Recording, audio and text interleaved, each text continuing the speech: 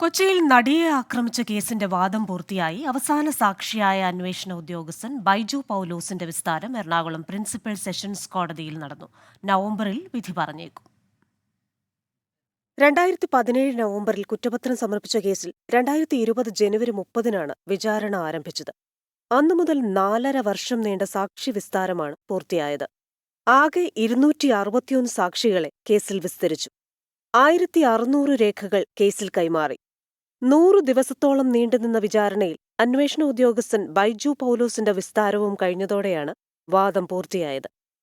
ഇനി പ്രതികൾക്ക് പറയാനുള്ളത് കേൾക്കാൻ ഈ മാസം 26 മുതൽ അവസരം നൽകും. ക്രിമിനൽ നടപടിച്ചട്ടം 313 പ്രകാരം പ്രതിഭാഗത്തിന് പറയാനുള്ളതുകൂടി കേട്ട ശേഷം നവംബറിൽ എറണാകുളം പ്രിൻസിപ്പൽ സെഷൻസ് ജഡ്ജ് ഹണിയം വർഗീസ് വിധി പറഞ്ഞേക്കും. 2017 ഫെബ്രുവരി 17-നാണ് അങ്കമാലിയിൽ വെച്ച് ഓടുന്ന വാഹനത്തിൽ യുവനടി ആക്രമണത്തിനിരയായത്. ആദ്യഘട്ടത്തിൽ പ്രതി ചേർക്കാതിരുന്ന നടൻ ദിലീപിനെ ഗൂഢാലോചന ആരോപിച്ച് തെളിവുകളുടെ അടിസ്ഥാനത്തിൽ 2017 ജൂലൈ 10-നാണ് അറസ്റ്റ് ചെയ്തത്.